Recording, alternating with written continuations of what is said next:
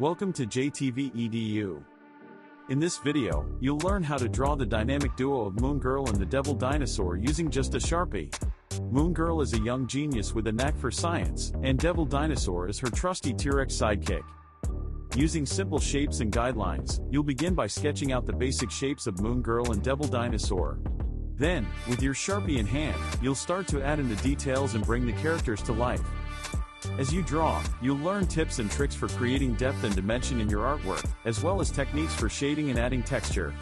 Whether you're an experienced artist or just starting out, this tutorial is perfect for anyone looking to hone their drawing skills.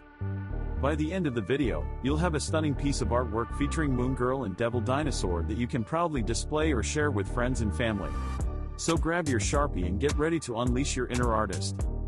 Don't forget to subscribe, like, and share. Thanks for watching.